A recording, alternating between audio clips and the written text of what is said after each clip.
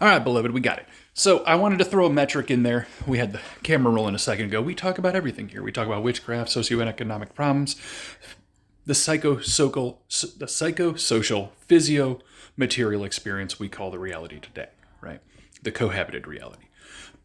Predominantly right now, the culture of corporate occupation. So we're ruled by corporations, which are dead entities, which are not people, which are financed on top of us, which we pay the tax for their financing everywhere. We shouldn't be. They should be pooling on their own finances, speculating against their own incomes, speculating against their own loans, and not against the people population, right? That shit has to get separated.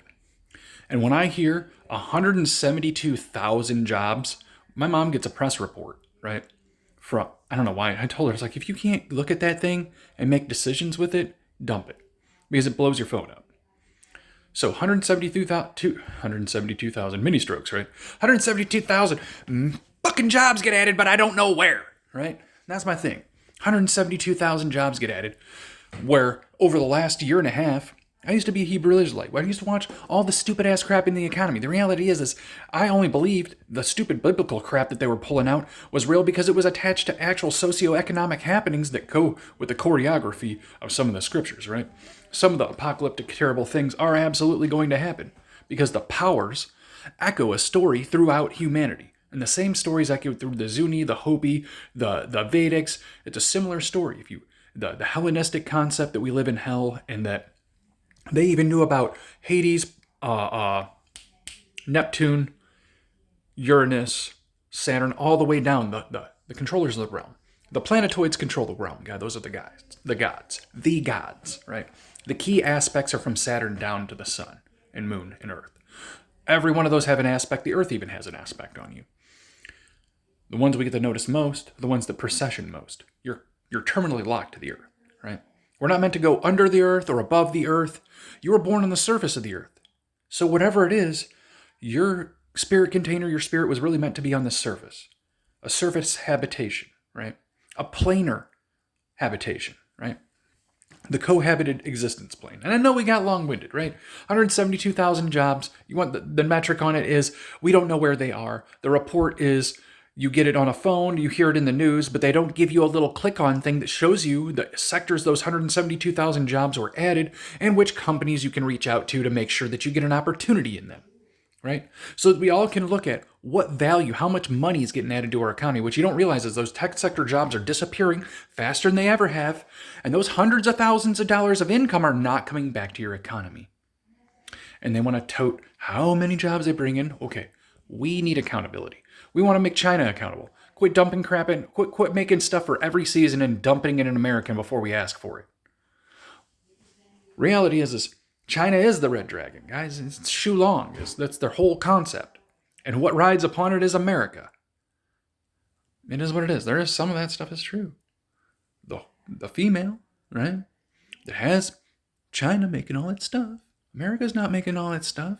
And China is great. It really does have but the trillion people can't say it's not great, right? But do you want it to be greater than America? Do you want it to be the determiner of the future of America? What's going on is we're allowing China to make the infrastructure to run the AI, to run the customer service jobs, the applications that serve calls and all that stuff. They're all ran by China. They're all those contracts are getting sold overseas to China, to their tech sector, instead of American infrastructure running them. Okay. You don't want the stuff, the road, the environment or whatever, right? The infrastructure's bad. You just put it in China. No, the reality is that is what we call a security breach. You're allowing another country to service your needs. That's a security breach, right? We talk about these problems because they're multilateral. They're going to have something stop them. I'm not waiting for you guys to pull a lever. I'm putting a message out for the basic people to realize that be careful in what you engage. Okay?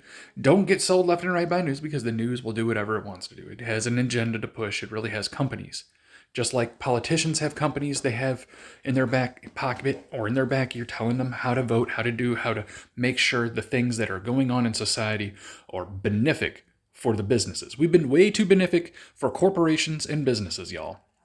And they preyed on us for generations. Now they're moving multilateral, multinational infrastructure and businesses like Jacobs, all these multinational companies that service all our stuff here, service our buildings. We can't afford to service our own buildings. We don't raise people to work on mechanicals. We don't want to pay because what has happened is a collapse, guys.